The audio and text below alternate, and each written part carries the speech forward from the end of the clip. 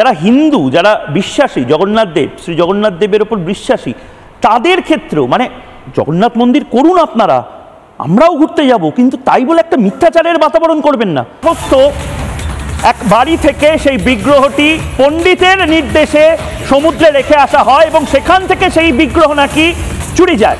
কল্পনা জানা মূর্তিতে বা বিগ্রহে কিছু খুঁত ধরা পড়ে, সম্ভবত আম কাঠের এই বিগ্রহটি, সেই বিগ্রহের হাতটি আপনারা দেখতেই পাচ্ছেন ভেঙে গেছিল, সেই বিগ্রহে কিছু খুঁত দেখা যায়, ফেটে যায় বিগ্রহটি, তাই জন্য পুজো করে বলা হয় ঠাকুর তোমাকে সমুদ্রেই ছেড়ে আসা হচ্ছে। যে সমুদ্রে রেখে এসেছিল তিনি কি বলছেন? থেকে আপনারা আমরা পুজো করছিলাম, এক বছর ধরে পুজো করছিলাম। দুর্গা পুজোর সময় রং করেছি, ঠাকুর রং করেছি। ওই আমরা কি করেছি, যখন 2 মাস ধরে ফেটে গেছে ঠাকুরটা, হাত ভেঙে গেছিলো, ফেটে গেছে, দিয়ে আমরা যখন বুঝতে যাই তখন আচার্য একটা বললো যে এরকম ঠাকুর দুর্গা মন্দিরে জগন্নাথ ঠাকুর রাখা যাবে না, ওই জন্য আপনারা ভেসে দিয়ে আসুন। ওই জন্য আমরা কালকে নিয়ে দুপুরে 2টার সময় ভেসে দিয়ে এসেছি।